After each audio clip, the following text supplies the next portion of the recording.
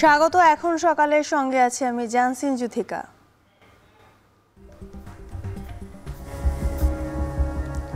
সরকারি বেঁধে দেওয়া দামের মধ্যে আমরা 1000 টাকা চামড়াটা কিনবো, কিন্তু আমরা আদৌ কি এই দামের উপর চামড়াটা বিক্রি করতে পারতেছি কিনা, এই ধরনের যদি মনিটরিং সরকার না করে তাহলে তো আমরা একদম ধ্বংস হয়ে যাব। ইউরোপের র মেটেরিয়ালসগুলো দু একটা কান্ট্রি আছে তাদের হাতে, তো তারা এককভাবে কন্ট্রোল করতেছে এটা। তাদের ভিতরে একটা ঐক্যবদ্ধ একটা আছে যে কোনো জিনিস বাড়াবে সবাই মিলেই করে এটা। আমাদের চামড়া সেক্টরকে বাঁচাতে হলে এটা যেতে হবে, কারণ এখন সারা পৃথিবী যেভাবে চলতেছে কমপ্লায়েন্স ছাড়া কোনো কিছু নয়, এটা ছাড়া সম্ভব নয়। লবণ পাচ্ছি না বা লবণের দাম বেশি, এগুলো কোনো সুযোগ নেই। এবং কেউ যদি মনে করে যে কৃত্রিম সংকট সৃষ্টি করবে বা এরকম লাভবান হবে, সেটির বিষয়ে আমাদের মোবাইল কোড চালু থাকবে। গার্মেন্টসেরও আগে এটা, কারণ আমাদের র মেটেরিয়ালস এত পর্যাপ্ত এখানে যে সারা বছরই আমরা যদি এটাকে আমাদের সেই ওয়ার্ল্ড স্ট্যান্ডার্ডে নিতে পারি, আমরা বিশ্ববাজারে আমরা 1 নম্বরে থাকব। দেশের দ্বিতীয় বৃহত্তম রপ্তানি খাত চামড়া শিল্প, তবে সঠিক দাম না পাওয়ায় এই খাতে কমছে আগ্রহ। সরকারি দামে চামড়া কিনে বিপাকে আড়তদাররা। এছাড়া বর্জ্য ব্যবস্থাপনাতেও রয়েছে গাফিলতি, যদিও সমাধানের আশ্বাস দিলেন শিল্পমন্ত্রী। এ নিয়ে এখন সকালে রয়েছে বিস্তারিত।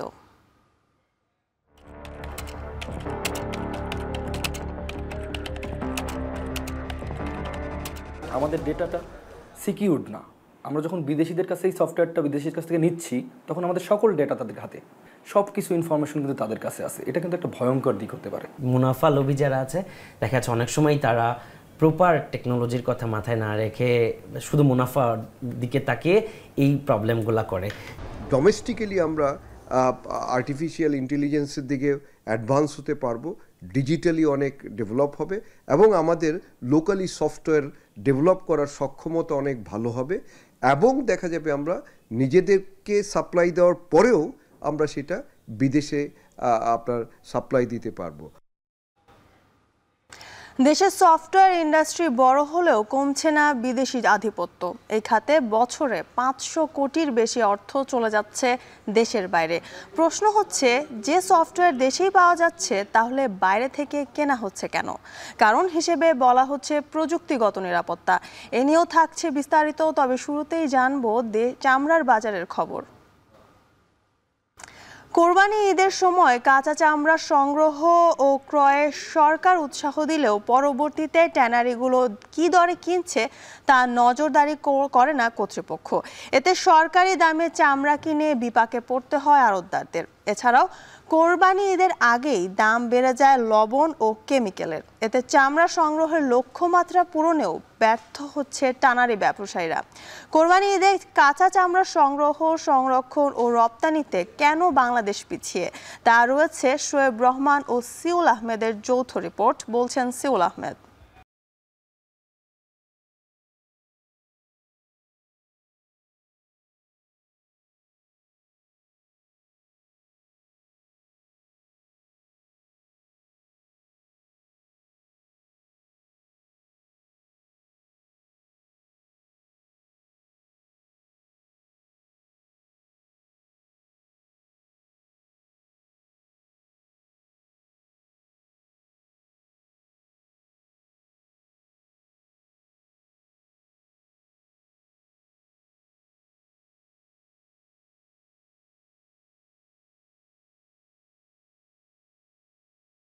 ট্যানারি শিল্প স্থানান্তরিত করা হয়, তবে 1990 সালের পূর্ববর্তী সময়ে ওয়েট ব্লু উৎপাদনেই সীমিত ছিল বাংলাদেশের চামড়া শিল্প। পরবর্তীতে ক্রাস্ট ও ফিনিশড লেদার, জুতা, ব্যাগ ও অন্যান্য চামড়াজাত পণ্য উৎপাদনের মাধ্যমে চামড়া খাতে রপ্তানিতে পণ্য বৈচিত্র্য আসতে শুরু করে।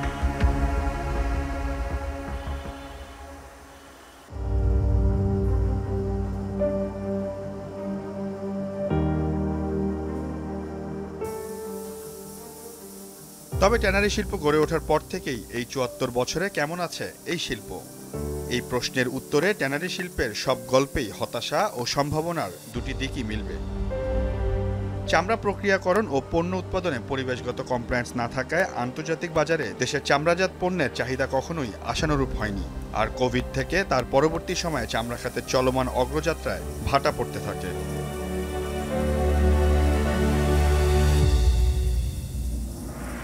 বলা হয়ে থাকে বাংলাদেশের চামড়া ও চামড়াজাত পণ্য দেশের দ্বিতীয় বৃহৎ রপ্তানি আয়ের খাত। তবে যেখানে 2013-14 সালে চামড়া ও চামড়াজাত পণ্য থেকে আয় হয় প্রায় $126 কোটি, পরবর্তী 3 অর্থ বছরে কমেছে রপ্তানির পরিমাণ। 2018-19 অর্থ বছরে এই আয় আরও কমে যায়।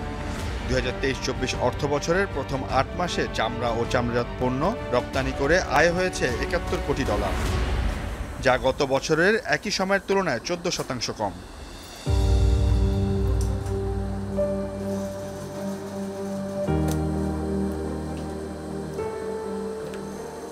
সারা বছর যে পরিমাণ কাঁচা চামড়া সংগ্রহ করা হয় তার প্রায় অর্ধেকের বেশি চামড়া ঈদুল আজহাতে সংগ্রহ করেন ব্যবসায়ীরা।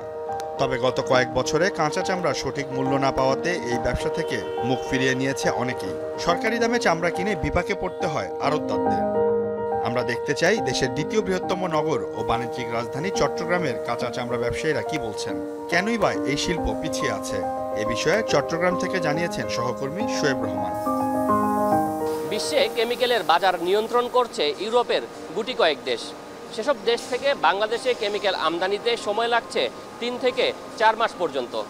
সময়ের এই দীর্ঘসূত্রতার সাথে রয়েছে সেসব দেশে কেমিক্যালের কাঁচামালের মূল্য বৃদ্ধি, যার প্রভাব পড়ছে চামড়া শিল্পে ব্যবহৃত কেমিক্যালের দামের ওপরে। চামড়া শিল্পের সবচেয়ে গুরুত্বপূর্ণ লবণ ও কেমিক্যাল। কাঁচা চামড়া ব্লু হোয়াইট করতেই দরকার হয় 45 প্রকারের কেমিক্যাল, আর ফিনিশ চামড়া পর্যন্ত প্রয়োজন হয় 100 থেকে 120 প্রকারের রাসায়নিক দ্রব্য। আর এই পুরোটাই আমদানি করা হয় ইউরোপ থেকে, যার বাৎসরিক মূল্য প্রায় $700 কোটি। তবে রাশিয়া ইউক্রেন যুদ্ধ, ডলারের ঊর্ধ্বগতি, এলসি সমস্যা সহ নানা কারণে প্রতি বছরই কেমিক্যালের দাম বাড়ছে। কেমিক্যালসগুলি এটা তো সবার হাতে না, সবাই তো তৈরি করতে পারে না। ইউরোপের র মেটেরিয়ালসগুলো 2-1টা কান্ট্রি আছে তাদের হাতে, তো তারা এককভাবে কন্ট্রোল করতেছে এটা।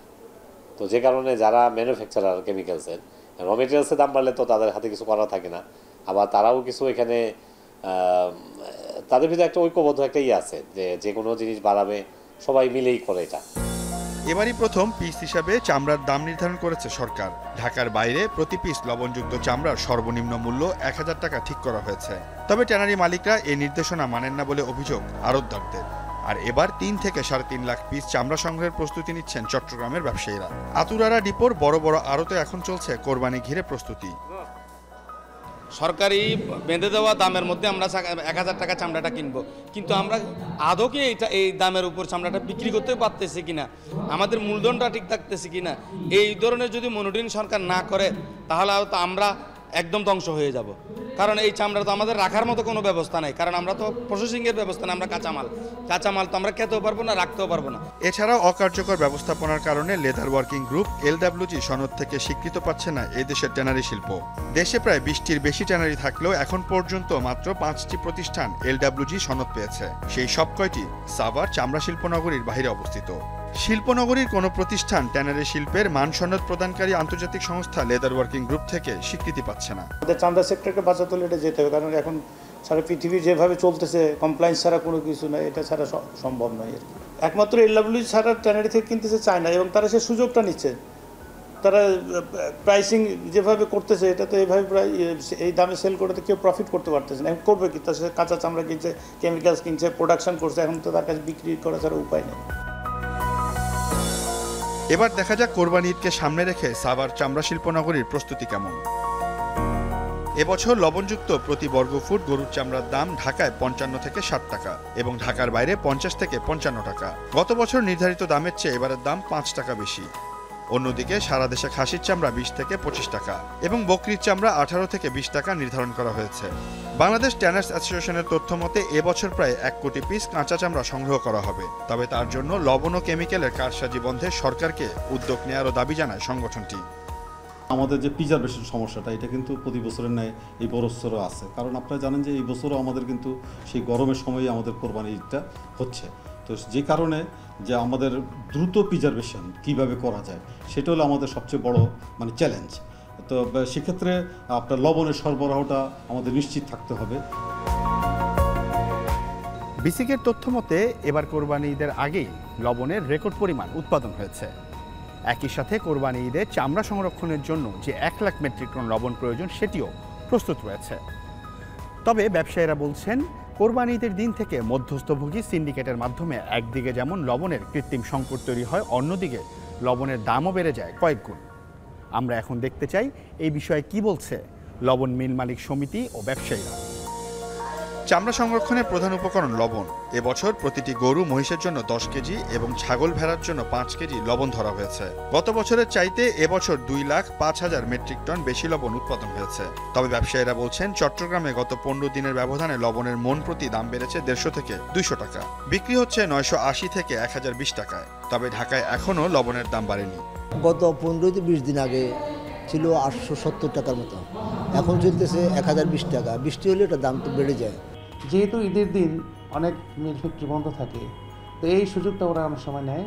ওরা অনেক সময় একটু ক্রাইসিস ক্রিয়েট করে, অনেক সময় একটু বেশি বিক্রি করার চেষ্টা করে, কিন্তু লবণের ঘাটতি আসলে নেই। সেক্ষেত্রে যারা লবণ কিনে নেয় তাদেরকেই সতর্ক হতে হবে, তারাই আগে থেকে একটু যোগাযোগ রাখতে হবে এবং ওরাই আগে থেকে সংরক্ষণ করে রাখলে এটা কখনো সমস্যা হবে না।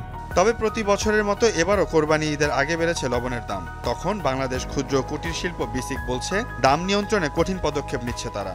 পার্শ্ববর্তী যে ডিলার পয়েন্ট আছে, মিলগুলো আছে, সেখানে মজুত রাখা আছে। আমাদের যদি ইনফর্ম করে সাথে সাথে 1-2 ঘন্টার মধ্যে ওখানে পৌঁছে যাবে।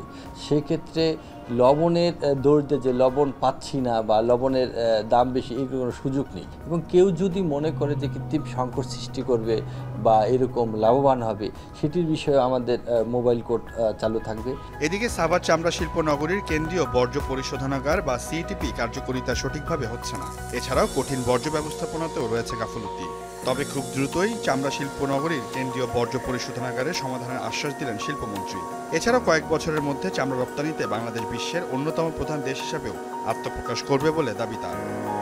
যে আলোকে এটা করা হয়েছিল আজকে সেটাকে দিয়ে এত বড় সম্ভব না। এই যে আমরা নতুন করে আবার ইটালিয়ানদের দিয়ে আরেকটা বিকল্প ব্যবস্থা করেছি, সেটা অতি সত্বরই আমরা সেই কার্যকর করব। গার্মেন্টসের পরেই তো, গার্মেন্টসেরও আগে এটা, কারণ আমাদের র মেটেরিয়ালস এত পর্যাপ্ত এখানে যে সারা বছরই আমরা যদি এটাকে আমাদের সেই ওয়ার্ল্ড স্ট্যান্ডার্ডে নিতে পারি, আমরা বিশ্ববাজারে আমরা 1 নম্বরে থাকব। শুধু চামড়া উৎপাদন নয়, বহুমুখী চামড়াজাত পণ্য উৎপাদনে উদ্যোক্তা সহ সরকারকে আরও এগিয়ে আসার আহ্বান জানান সংশ্লিষ্টরা। বিগত কয়েক বছরে চামড়া শিল্পে ব্যবহৃত কেমিক্যালের দাম বেড়েছে অনেকটাই, কিন্তু সেই তুলনায় দাম বাড়ছে না চামড়াজাত পণ্যের, যা এই শিল্পের টিকে থাকাকে চ্যালেঞ্জের মুখে ফেলছে। লবণ মিল মালিক সমিতির পক্ষ থেকে বলা হচ্ছে, লবণ যদি মাঠ থেকে সরাসরি নিয়ে আসা যায় তাহলে এই লবণের দাম নিয়ন্ত্রণ করা সম্ভব। আর কাঁচা চামড়া ব্যবসায়ীরা বলছেন, কেমিক্যাল আমদানিতে যদি শুল্ক কমানো যায় তাহলেই সারা বছর বিদেশে রপ্তানি করতে পারবেন তারা। এখন সরকারের পক্ষ থেকে এই দুটি বিষয়কে যদি সমন্বয় করা হয় তাহলে দেশের দ্বিতীয় বৃহত্তম এই রপ্তানিকারক শিল্প থেকে কাঙ্ক্ষিত বৈদেশিক মুদ্রা অর্জন করা সম্ভব, এমনটাই বলছেন ব্যবসায়ীরা। কোরবানির ঈদ উপলক্ষে গবাদি পশু পরিচর্যায় শেষ মুহূর্তে ব্যস্ত সময় পার করছেন ফরিদপুরের খামারিরা। জেলায় এবছর চাহিদার চেয়ে বেশি পশু প্রস্তুত রয়েছে, তবে সবার নজর জেলার সেরা ওজনদার গরু সুলতান ও বাহাদুরের দিকে। হাট কাঁপাতে ইতোমধ্যেই প্রস্তুত সুলতান ও বাহাদুর। প্রতিদিনই তাদের দেখতে দূর দূরান্ত থেকে আসছেন ক্রেতা দর্শনার্থীরা। মফিজুর রহমান শিপনের প্রতিবেদনে দেখুন বিস্তারিত।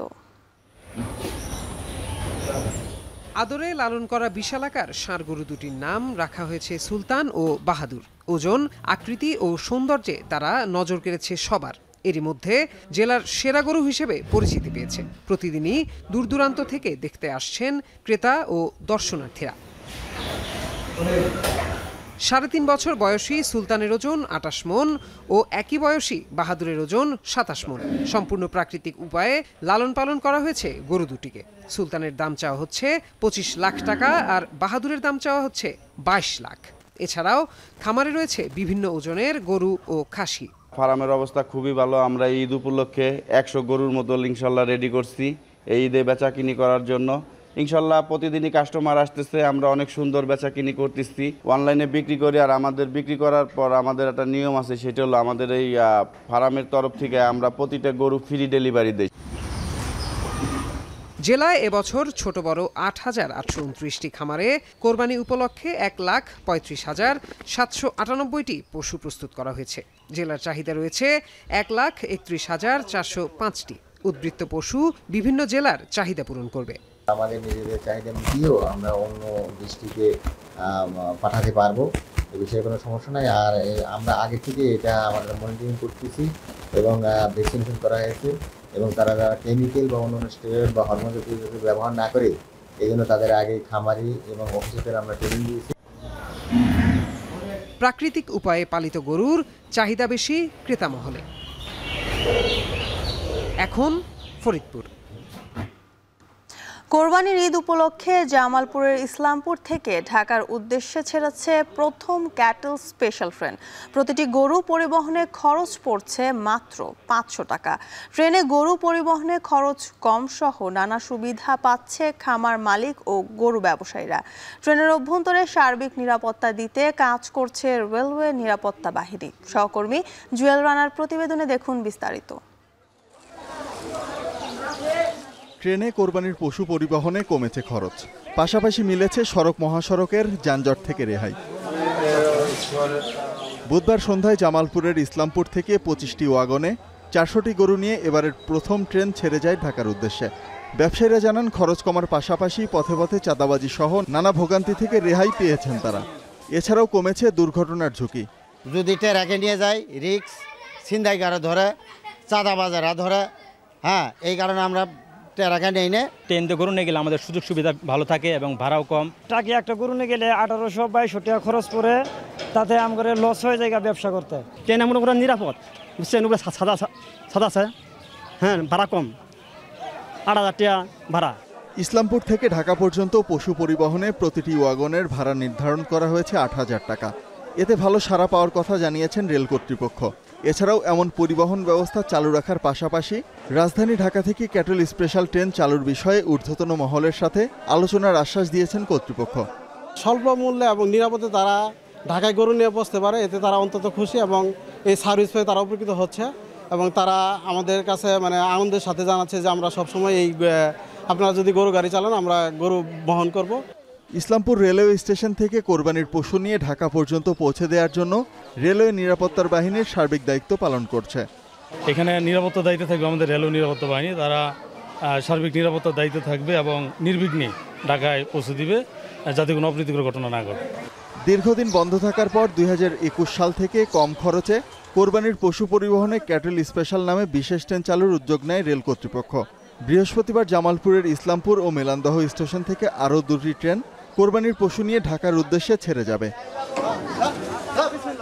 এখন জামালপুর। কোরবানির ঈদ ঘিরে এরই মধ্যে জমে উঠতে শুরু করেছে রাজশাহীর মশলার বাজার।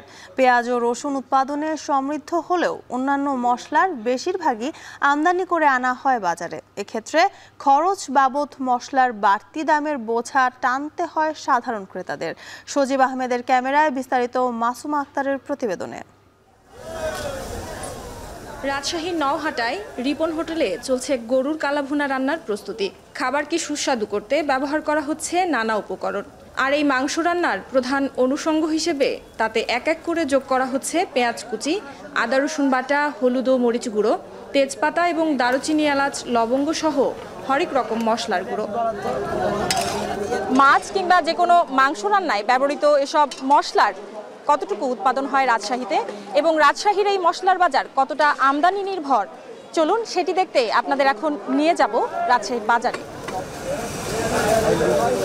কদিন পরেই কোরবানির ঈদ, আর এই ঈদকে ঘিরে বছরের অন্যান্য সময়ের তুলনায় চাহিদা বাড়ে হরেক রকম মশলার। তাই নগরীর সাহেব বাজার মশলাপট্টিতে পসরা সাজিয়েছেন ব্যবসায়ীরা। তবে স্থানীয় বাজারের চাহিদা মেটানো এসব মশলার বেশিরভাগই আমদানি নির্ভর, যা বিক্রি হয় রাজশাহীর খুচরা ও পাইকারি বাজারে। দারচিনি, লবঙ্গ, গোলমরিচ, তার জিরা, তার বড় এলাচ, আর তারপরে এইগুলা তো ধরেন গরম মশলার ভিতরে পড়ে, সবই বাইরে থেকে আনতে হয়। ডবল লাগছে ট্যাক্স, আগে 100 টাকা লাগলে এখন লাগছে 300 টাকাতে, এরকম। এর জন্য দামটা বেড়ে যাচ্ছে। এলসির মাধ্যমে আসে, আমরা ইনপুটারদের কাছ থেকে কিনে নিই আমরা এখানে সাহেব বাজারে পাইকারি বেচা কিনে করি। বাজারের শুকনো ও কাঁচা দুই ধরনের মশলার বেশিরভাগই আমদানি করা হয় দেশ বিদেশের বিভিন্ন অঞ্চল থেকে। এর মধ্যে রাজশাহী পেঁয়াজ ও রসুন উৎপাদনে সমৃদ্ধ হলেও এখানে আদা, জিরা, কাঁচামরিচ, হলুদ ও ধনিয়ার উৎপাদন হয় খুবই সামান্য। তাই স্থানীয় বাজারের চাহিদা মেটাতে আমদানি করা হয় প্রায় 95% মশলা।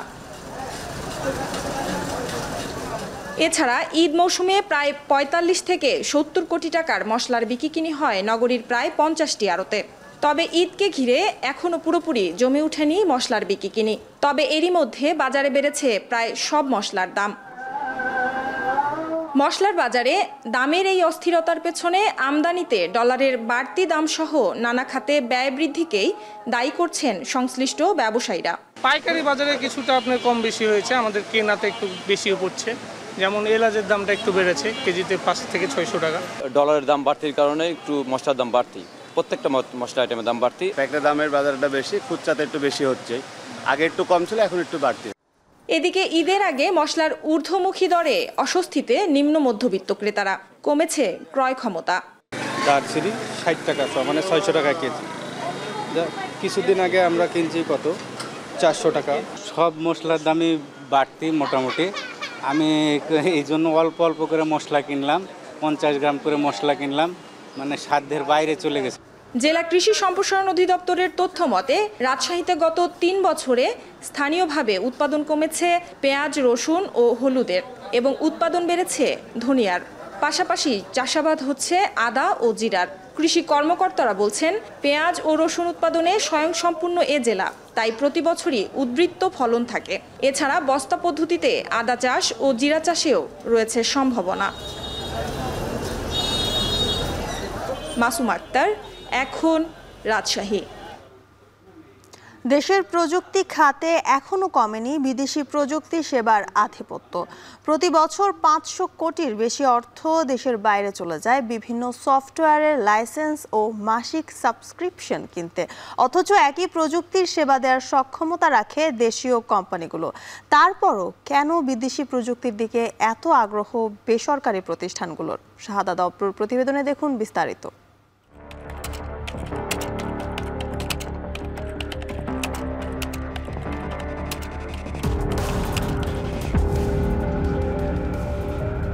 দেশের প্রযুক্তিগত দুর্বলতায় লাখো নাগরিকের তথ্য ফাঁসের মতো ঘটনা ঘটে গত বছরের জুলাইয়ে।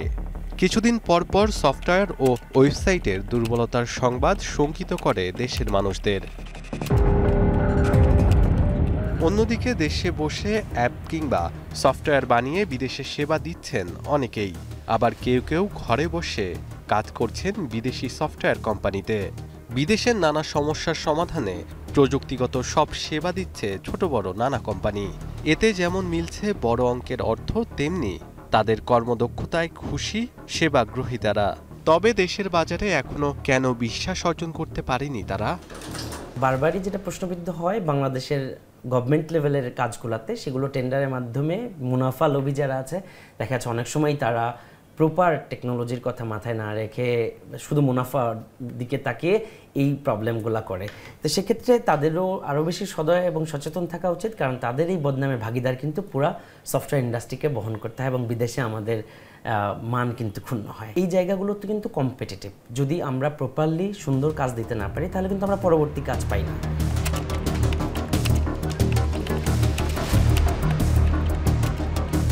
সফটওয়্যার খাতে তরুণদের সংখ্যা বেড়েছে, তার সাথে সাথে পাল্লা দিয়ে বেড়েছে ছোট বড় অনেক কোম্পানি ও ফ্রিল্যান্সারদের সংখ্যা। তবে এখনও বিদেশি আধিপত্যের সেই সফটওয়্যারের সংখ্যা কমেনি। 25 বছর ধরে এই সফটওয়্যার ইন্ডাস্ট্রি কেন এত পিছিয়ে? যেখানে প্রতিবেশী দেশ ভারত 12 বছর আগেই সফটওয়্যার খাতে স্বয়ংসম্পন্ন হয়ে উঠেছে, সেখানে দেশের সফটওয়্যার ইন্ডাস্ট্রি এখনও বিদেশি সফটওয়্যারের উপর নির্ভরশীলতা কাটিয়ে উঠতে পারেনি। একই ধরনের সফটওয়্যার দেশে থাকা সত্ত্বেও অনেকেই তা কিনছেন বিদেশ থেকে। এর কারণ হিসেবে ধরা হচ্ছে প্রযুক্তিগত নিরাপত্তা। আমাদের ডেটাটা সিকিউরড না, আমরা যখন বিদেশিদের কাছে এই সফটওয়্যারটা বিদেশির কাছ থেকে নিচ্ছি তখন আমাদের সকল ডেটা তাদের হাতে, আমাদের ইউজারের ডেটা, আপনি আমাদের এনআইডি ইনফরমেশানস, আমার কার কত অ্যাকাউন্টে কত ব্যালেন্স আছে, সব কিছু ইনফরমেশন কিন্তু তাদের কাছে আছে। এটা কিন্তু একটা ভয়ঙ্কর দিক হতে পারে ভবিষ্যতে। আসলে আপনি ভবিষ্যৎ মার্কেট ডেটাবেজের ওপরে আপনি এই ডেটার যদি সিকিউরিটি না দিতে পারেন তাহলে আমরা একটা বড় একটা বিপর্যয়ের মধ্যে পড়তে পারি। প্রযুক্তি খাতে সেবার মাধ্যমে বিদেশি মুদ্রা আয়ের লক্ষ্যমাত্রা $5 বিলিয়ন। তবে প্রতি বছর 500 কোটি টাকার বেশি অর্থ দেশের বাইরে চলে যায় বিভিন্ন সফটওয়্যারের লাইসেন্স ও মাসিক সাবস্ক্রিপশন কিনতে। সেই সঙ্গে দেশের অনেক তথ্য চলে যাচ্ছে বিদেশি কোম্পানির হাতে।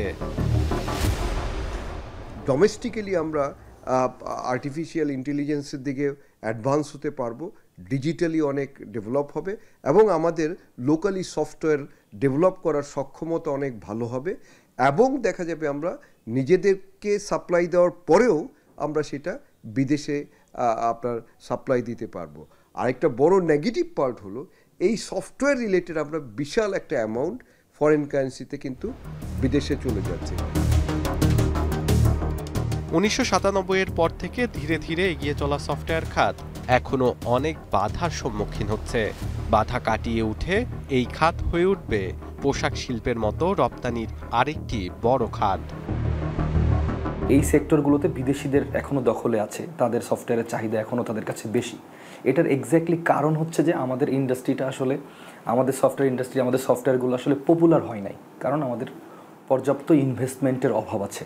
আমাদের সফটওয়্যারটা পরিচিত করতে পারে নাই মার্কেটে, আসলে আমাদের সফটওয়্যারটা কীভাবে কাজ করতেছে, আমরা কিভাবে সিকিউরিটি দিচ্ছি, এই বিশ্বাস বা এই ভরসাটাই আসলে আমাদের উপরে এই ইন্ডাস্ট্রিগুলো আমাদের উপর করতে পারছে না। বছরে সরকারি ও বেসরকারি মাধ্যমে প্রযুক্তি খাতে প্রশিক্ষণ নেয় প্রায় 30,000-এর বেশি তরুণ। সেখান থেকে কেউ কেউ ফ্রিল্যান্সিং করে হচ্ছেন আত্মনির্ভরশীল। বেসিসের তথ্য মতে প্রযুক্তি সেবা খাতে 5,000-এর বেশি ক্ষুদ্র উদ্যোক্তা, সব মিলিয়ে বছরে প্রায় 1,000 কোটি টাকার মুনাফা করে। এখন যারা শিখতে আসে তারা কিন্তু অনেক বেশি ফোকাসড এবং তারা কিন্তু ওই টার্গেটটা নিয়ে আসে যে আমি এই ইন্ডাস্ট্রিতে কাজ করব এবং ভালো করব, এবং সেখানে কিন্তু ইয়াং জেনারেশনের লোকদের পরিমাণ কিন্তু অনেক বেশি। আমরা প্রায় 70,000-এর অধিক স্টুডেন্টদেরকে কিন্তু আমরা এই আইটি সেক্টরে তাদের ক্যারিয়ার গড়ার ক্ষেত্রে তাদেরকে আমরা হেল্প করেছি, তাদেরকে আমরা শিখেছি, এবং এখান থেকে কিন্তু প্রায় 20,000-এর মতন এমপ্লয়ি আছে যারা এখন ওয়ার্কফোর্স হিসেবে কাজ করতেছে। আমাদের অনেক বড় বড় কোম্পানি আছে যাদের ভ্যালুয়েশন প্রায় 2-3 কোটি টাকারও উপরে, এবং তারা কিন্তু বেশ বড় ম্যানফোর্স নিয়ে কাজ করতেছে। 100-200 এমপ্লয়ি আছে, এরকম কোম্পানিও কিন্তু আমাদের স্টুডেন্টরা তৈরি করে ফেলেছে। বিদেশি প্রযুক্তি থেকে সরে এসে বাড়াতে হবে দেশীয় প্রযুক্তির ব্যবহার। এতে কমবে খরচ, দেশের অর্থ থাকবে দেশেই, চাঙ্গা হবে দেশের অর্থনীতি, এমনটাই আশা বিশ্লেষকদের। শাহাদাত অভ্র, এখন, ঢাকা। এখন সকালে নিচ্ছে একটা বিরতি, ফিরছে একটু পরেই।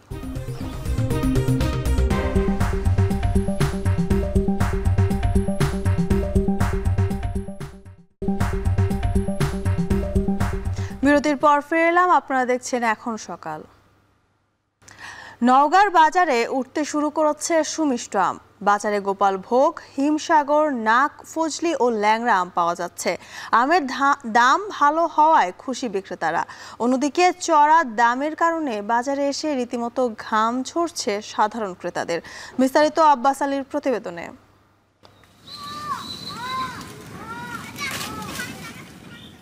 বাগান থেকে থোকায় থোকায় নামানো হচ্ছে ল্যাংড়া আম। ঘাসের উপর রাখা হচ্ছে বাতাসে কষ শুকিয়ে নিতে।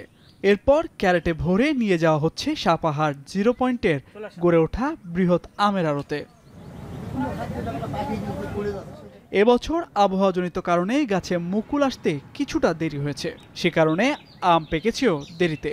বাজারে এখন গোপাল ভোগ, খিরসাপাত, হিমসাগর, নাগফজলি, ল্যাংড়া ও হাড়িভাঙ্গা আম পাওয়া যাচ্ছে।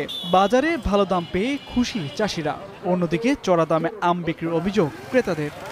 প্রচণ্ড খরার কারণে বেশি সিজ দেওয়া লাগিয়েছে, 4 থেকে 5 হাজার টাকা বেশি খরচ হয়েছে। 15-20 দিন নেটে আম নাম্বা হবে। গাছে আম কম, এই জন্যে আমরা গতবার থেকে আমরা দাম একটু বেশি পাচ্ছি। ন্যাংরা আম বিক্রি হচ্ছে প্রায় 25 থেকে 2800 টাকা মন, আর হিমসাগর কিংবা খিরসা জাতের যে আমটি এটি বিক্রি হচ্ছে 2800 থেকে 3500 টাকা। 2 বিঘা মাটিতে খিরসাপাত করছি, আগে গতবার বুনেছিলাম 1200 থেকে 1400, আর এবার ওই মাটি দিয়ে পাচ্ছি 3000 থেকে 3200। বরেন্দ্র এলাকা হওয়ায় এখানকার আম সুমিষ্ট। স্থানীয় চাহিদা মিটিয়ে রাজধানী ঢাকা সহ বিভিন্ন জেলায় সরবরাহ হয়ে থাকে এখানকার আম। ঈদের পর আরও বেশ কিছু জাতের আম বাজারে আসবে বলে জানান আড়তদাররা। বলেন, প্রতিদিন 30 থেকে 40 লাখ টাকার আম বেচাকেনা হচ্ছে এই হাটে। 30 থেকে 40 লাখ টাকার আম কেনাবেচা চলছে। তবে 20 তারিখ থেকে রূপালীর পূর্ণ ডেট আছে সরকারি মতে। এই 20 তারিখে যদি রূপালী আমদানি হয়, বিভিন্ন জাতের আম আমদানি হয়, তাহলে মনে হয় বাজারটা খুব সরগরম হবে। এদিকে 48 কেজিতে মন হলেও ব্যবসায়ীরা সিন্ডিকেট করে 50 থেকে 52 কেজিতে মন হিসেবে আম কিনছেন বলে অভিযোগ আম চাষিদের। জোর করে বাড়তি ওজনে আম না কিনতে ব্যবসায়ীদের নির্দেশ দেওয়া হয়েছে বলে জানান জেলা প্রশাসক। ক্যারেট সহ 48 কেজি সেটা হয় তারা এইভাবে কিনবে, অথবা কেজি দরে কিনবে। ক্যারেটের কোনো ওজন থাকবে না, কেজি হিসাবে আম দাম দর হবে, কেজি হিসাবে কিনবে এবং আমের মূল্যটা কেজি হিসাবে পরিশোধ করা হবে। যত কেজি আম তারা কিনবে অত কেজির দাম পরিশোধ করবে, কোনো বেশি নিতে পারবে না। এবছর জেলায় 30,300 হেক্টর জমিতে আমবাগান গড়ে উঠেছে। লক্ষ্যমাত্রা নির্ধারণ করা হয়েছে প্রায় 4,31,000 টন আম, যার বাজার মূল্য প্রায় 2,500 কোটি টাকা। রপ্তানি বাড়াতে মানবদেহের জন্য ক্ষতিকর কীটনাশক ব্যবহার না করে যথাযথ পদ্ধতিতে আম চাষ করতে কৃষকদের পরামর্শ দেওয়া হচ্ছে বলে জানায় কৃষি সম্প্রসারণ অধিদপ্তর। উপজেলা প্রশাসন এবং কৃষি বিভাগ মাঠে তদারকি করবে এবং আমরা ধারণা করছি প্রায় এই 30,300 হেক্টর জমি থেকে প্রায় 4,31,500 মেট্রিক টন আম উৎপাদন হবে, যার বাজার মূল্য প্রায় 2,500 কোটি টাকা। রাজধানী সহ অন্যান্য জেলার ব্যবসায়ীরা সাপার হাটে আসছেন আম কিনতে। প্রতিদিন জেলার 3 উপজেলা থেকে 50 লাখ টাকার আম বেচাকেনা হচ্ছে। ঈদের পর বেচাকেনার পরিমাণ আরও বাড়বে। এখন নওগাঁ। একদিকে 65 দিনের নিষেধাজ্ঞা, আরেকদিকে ঘূর্ণিঝড় রিমালে ক্ষতিগ্রস্ত বরগুনার জেলেরা। তাই মাছের সরবরাহ কম স্থানীয় বাজারে, দামও বাড়তি। এদিকে ব্রয়লার মুরগি সহ গরু ও খাসির মাংস বিক্রি হচ্ছে বাড়তি দামে। এ বিষয়ে জানাতে বরগুনা সদর বাজার থেকে যুক্ত হচ্ছেন সহকর্মী জিয়াদ মাহমুদ, এবং কুমিল্লার রাজাগঞ্জ সবজির বাজার থেকে সবজির দর দাম জানাতে যুক্ত হচ্ছেন সহকর্মী মাসুদ আলম। শুরুতেই যাব জিয়াদের কাছে। জিয়াদ, বরগুনায় মাছ মাংসের বাজারের দরদাম সম্পর্কে বিস্তারিত জানাবেন। জ্যোতিকা, আপনি যেমনটি বললেন যে একদিকে ঘূর্ণিঝড় রিমালের একটা তাণ্ডব এবং অন্যদিকে যে 65 দিনের নিষেধাজ্ঞা চলছে সমুদ্রে মাছ শিকারে, সেক্ষেত্রে কিন্তু জেলেরা মাছ শিকার করতে সমুদ্রে যেতে পারছেন না। স্থানীয় বাজারগুলোতে সমুদ্রের যে মাছ, সেই মাছের কিন্তু দেখা মিলছে না। আর নদ নদীতে যে মাছ রয়েছে তারও সরবরাহ কম, কেননা জেলেরা কিন্তু ঘূর্ণিঝড় রিমালে ক্ষতিগ্রস্ত তাদের বসত বাড়ি এবং অন্যান্য ফসলের মাঠ কিন্তু পরিচর্যায় ব্যস্ত রয়েছে না। এই মুহূর্তে আপনাকে জানিয়ে রাখি, স্থানীয় বাজার কিংবা মৎস্য অবতরণ কেন্দ্র, পাথরঘাটা মৎস্য অবতরণ কেন্দ্র কিংবা ফকিরহাট মৎস্য উপকরণের তথ্য অনুসারে যে আজকে সকালে প্রতি মন ইলিশ, যে ইলিশের ওজন 1 কেজির উপরে, সেই ইলিশগুলোর মন বিক্রি করা হয়েছে 1,20,000 থেকে 1,30,000 টাকা দরে, এবং 1 কেজি ওজনের ইলিশগুলো বিক্রি করা হচ্ছে 1,05,000 দরে। এছাড়া 600 কিংবা 700 গ্রামের ইলিশগুলো বিক্রি করা হচ্ছে 80,000 টাকা মন দরে। এদিকে স্থানীয় বাজারে ইলিশের দেখা মিলছে না, তবে দু একটি হাতে গোনা যে ইলিশের দেখা মিলছে তার দাম কিন্তু ক্রেতার উপস্থিতি হিসাবে তারা বিক্রি করছেন। যেমন প্রতি কেজি ইলিশ এখানে 2,000 কিংবা 2,500 টাকা দরে বিক্রি করা হচ্ছে। অন্যান্য মাছ চাষের যে মাছ রয়েছে, পাঙাশ মাছ, সেগুলো বিক্রি করা হচ্ছে 160 থেকে 210 টাকা পর্যন্ত। তেলাপিয়া মাছ বিক্রি করা হচ্ছে 240 টাকা দরে। এছাড়া ক্যাটফিশ জাতীয় যে মাছগুলো রয়েছে, যেমন আইড় মাছ কিংবা কাউইন মাছ, এগুলো বিক্রি করা হচ্ছে 1,000 থেকে 1,600 টাকা কেজি দরে।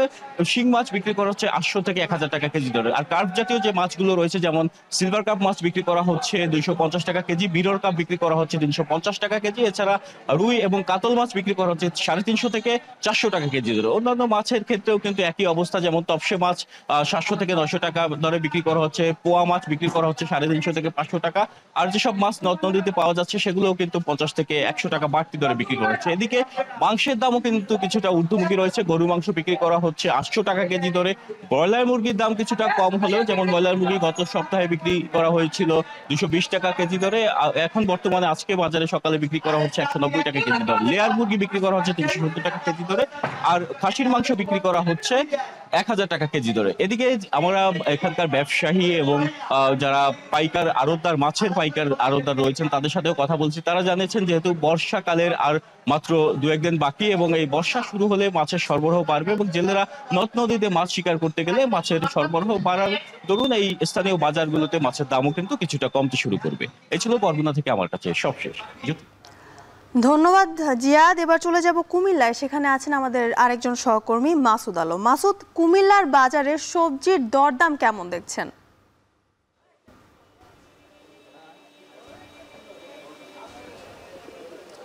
জ্যোতিকা, সবজির দরদাম সম্পর্কে যদি বলবো যে গত সপ্তাহের তুলনায় আজকের বাজারে সবজির দাম কিছুটা বেড়েছে। বেশ কিছু সবজির দাম কিন্তু আপনার গত সপ্তাহ থেকে প্রায় 15 থেকে 20 টাকা কেজিতে বেড়েছে।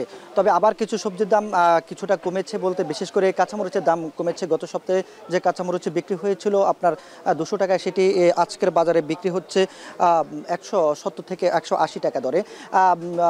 অন্যান্য সবজির দাম বাড়ার কারণ হিসেবে ব্যবসায়ীরা আমাদেরকে জানিয়েছেন যে তারা বলছেন যে যে গত সপ্তাহের তুলনায় আজকের যে বাজার রয়েছে সবজি, সেটিতে সরবরাহ কম রয়েছে, সে সঙ্গে উৎপাদনও ব্যাঘাত ঘটছে। বিভিন্ন দুর্যোগের কারণে সে প্রভাবটা কিন্তু পড়েছে।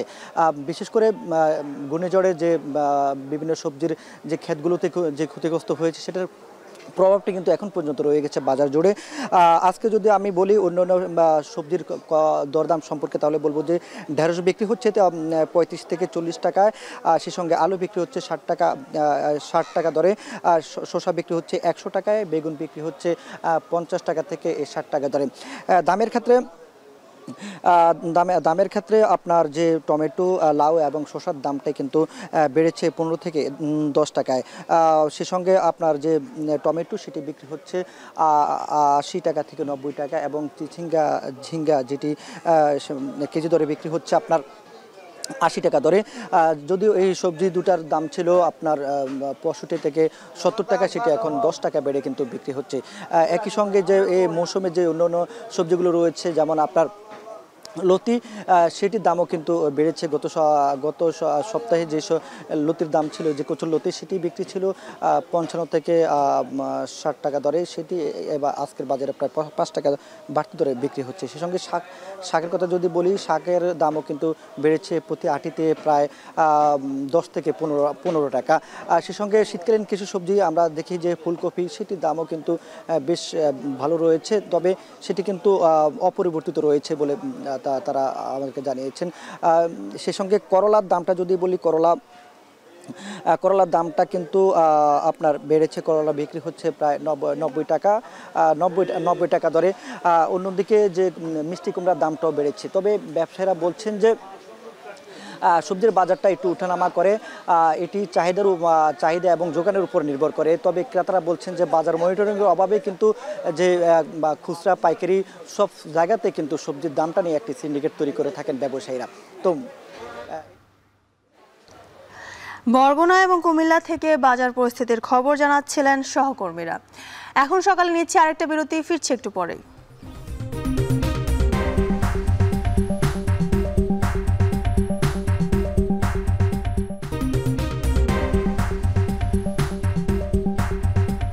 বিরতির পর ফিরে এলাম, আপনারা দেখছেন এখন সকাল। ঈদুল আজহা উপলক্ষে সৌদি আরবের খামারগুলোতে জমে উঠেছে কোরবানির পশুর হাট। ক্রেতাদের চাহিদার যোগান দিতে রাজধানী রিয়াদ, জেদ্দা, দাম্মাম সহ সকল প্রাদেশিক শহরগুলোতে পাল্লা দিয়ে বাড়ছে খামারের সংখ্যা। পরিবেশ দূষণ বন্ধে শহর থেকে অন্তত 50 কিলোমিটার দূরে মাঝরা অঞ্চলে পাহাড়ের পাদদেশে খামার নির্মাণের আদেশ দিয়েছে সৌদি সরকার। জাহাঙ্গীর আলম হৃদয়ের প্রতিবেদনে দেখুন বিস্তারিত। কোরবানি ঈদ এলেই দলভেদে গরু কিনতে যাওয়ার স্মৃতি বারবার ভেসে ওঠে সৌদি আরবে বসবাসরত বাংলাদেশিদের মনে। প্রবাসে গরুর হাট বসানোর সুযোগ না থাকলেও খামারে গিয়ে দরদাম করে দুধের স্বাদ গোলে মেটাতে পারেন তারা। নানা জাতের প্রায় 2 থেকে 300 গরু পাওয়া যায় দেশটির প্রাদেশিক অঞ্চলে গড়ে ওঠা এক একটি খামারে। এক একটি ভালো জাতের গরু কিনতে 5,500 রিয়াল থেকে 12,000 রিয়াল পর্যন্ত খরচ হয় বাংলাদেশি মুদ্রায়, যার পরিমাণ 1.5 থেকে 4 লাখ টাকা। الحمد لله أنا اشتغل 2 هنا وكل زبون يجي يشتري من هنا، كل بنغالي، باكستاني، يمني يبغى يجي ينقي. هذا 7500، هذا حظير بس ما في كله سمسم سعر سوا. هذا 7500 في تاني هنا 10000 খামারে লালন করা গরু স্বাস্থ্য সুরক্ষায় বিষয়ে যথেষ্ট তৎপর সৌদি প্রাণী সম্পদ বিভাগ। নিয়মিত স্বাস্থ্য পরীক্ষা, অসুস্থ পশুর স্বাস্থ্যসেবা নিশ্চিত করা সহ গবাদি পশুর খাবারের মান নিয়মিত পর্যবেক্ষণ করেন সংশ্লিষ্ট কর্মকর্তারা। যেহেতু শহর অঞ্চলের বাসাবাড়িতে গরু রাখার ব্যবস্থা নেই, তাই কেনাকাটা সেরে সেটি খামারেই রাখতে হয় ক্রেতাদের। খামারিদের থেকে রসিদ নিয়ে রাখলে আর কোনো চিন্তা নেই ক্রেতাদের। মোটামুটি পছন্দসই গরুগুলো এখানে রাখা আছে, মোটামুটি কম প্রাইসের মধ্যে। নর্মাল প্রাইস স্টিল দাম এখন অ্যাভেলেবেল এভাবে। সো যারা কিনতে আগ্রহী তারা তো আসবে, আমি ব্যক্তিগতভাবে নিজের জন্য নিতে আসছি। আগামী 15 দিন ঈদের আগে খামার থেকে গরু নিয়ে মাছনায় বা কসাইখানায় যেতে হবে ক্রেতাদের। প্রতিটি গরু জবাই ও মাংস আলাদা করতে কসাইদের মজুরি 200 থেকে 500 রিয়াল, বাংলাদেশি মুদ্রায় প্রায় 6000 টাকা। তবে ব্যক্তিগত উদ্যোগে গরু জবাই করলে নজর রাখতে হয় বর্জ্য ব্যবস্থাপনার বিষয়ে। পরিবেশ দূষণ করলে এখানেও গুনতে হবে জরিমানার অর্থ। মোহাম্মদ জাহাঙ্গীর আলম হৃদয়, এখন সৌদি আরব।